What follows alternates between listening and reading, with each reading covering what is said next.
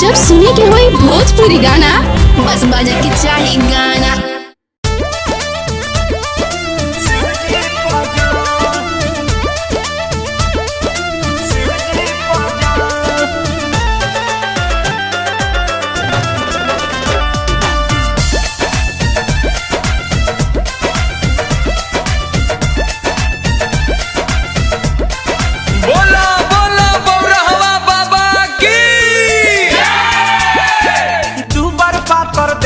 तोहर लागे कमजोर गोदी में बा बबुआ भइल बाड़ू लड़कोर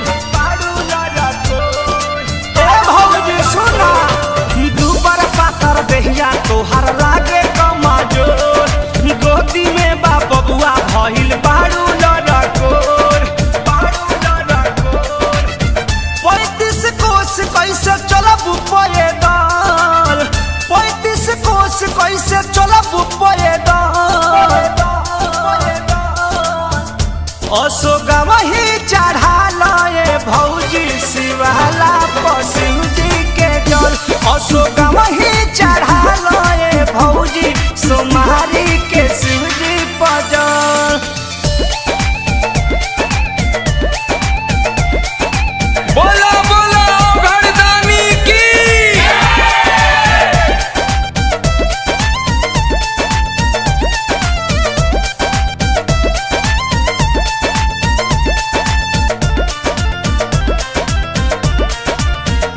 कान्हे लेके कांवर बड़ा कठिन डगर कैसे चढ़बू पहाड़ इहे लागत डर ए भौजी चला ओ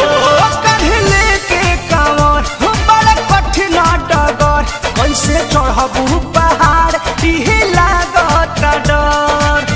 बाडू सुकवार कहीं जइबू फिसल बाडू सुकवार कहीं जइबू तू फिसल अशोकवा ही चढ़ा लए भौजी शिवाला शिव जी के जल अशोकवा ही चढ़ा लए भौजी सोनारी के शिव जी पजल।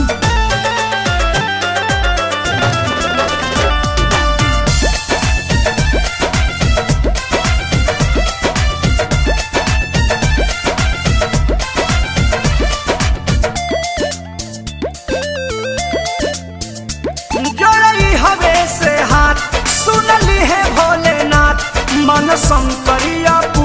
पंकज परमध के बाद हरि रे जोड़ई हवे से हाथ सुनली है भोलेनाथ मन शंकर सोनू पंकज परमध के बाद सब धाम के हा बरोबर मिली फल सब धाम के हा बरोबर मिली फल अशोकवा ही चढ़ा लए भौजी शिवाला शिव जी के जल अशोकवा ही चढ़ा लए भौजी शिवाला शिव जी के जल। दुबर पातर देहिया तोहर लागे कमजोर गोदी में बा बबुआ भइल बाड़ू लड़कोर 35 कोस कैसे चलब पैदल 35 कोस कैसे चलब पैदल अशोकवा ही चढ़ा लए भौजी शिवाला शिव जी के जल अशोक